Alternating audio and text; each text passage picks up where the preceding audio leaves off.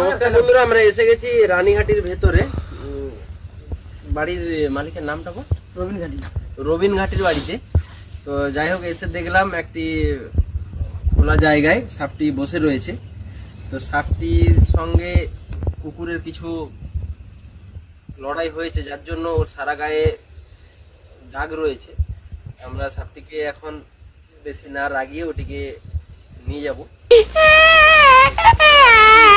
হলো এটি গেঁড়ি ভাঙা ত্বক, বা যেটা আমরা মনোকুলেট কোবরা বলে থাকি।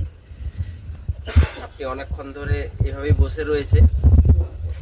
যাই হোক, তো এখানে প্রতিটা লোককে আমরা অসংখ্য ধন্যবাদ দেবো। সাপটা না মেরে আমাদেরকে ডেকে দিয়ে রেস্কিউ করানো হয়েছে, তো এর জন্য অসংখ্য ধন্যবাদ। যাই হোক, আমরা দেরি করবো না, আমরা সাপটিকে নিয়ে যাবো।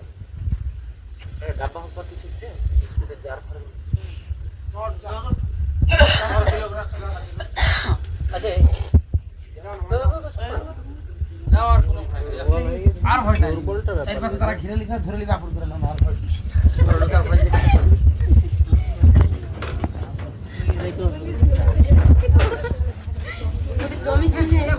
আমরা ফরিদ মনে করছিলাম যা স্পর্শ করে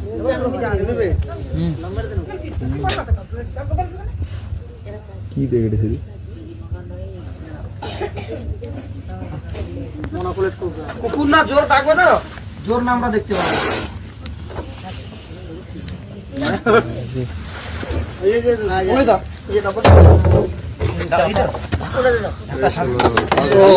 ওই জন্য সে বেচারা দায় নিবে, রক্তপাত করে দিচ্ছে তাকে, ওই যে রক্ত পড়ছে দেখছো, ওই জন্য বেচারা কোনো দিকে যায়নি, একই জায়গায় আছে জানো, ওই জন্য ফাঁস ফাঁস করে মাঝখানটা কাটিয়ে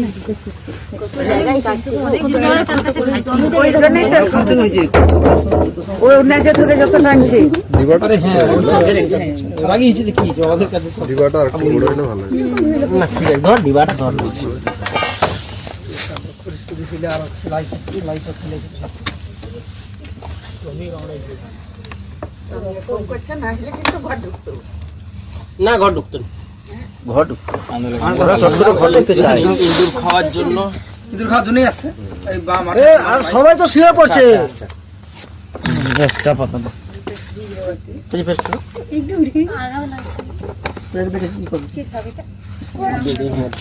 গেঁড়া ভাটো বিশাল গেঁড়া ভাটো।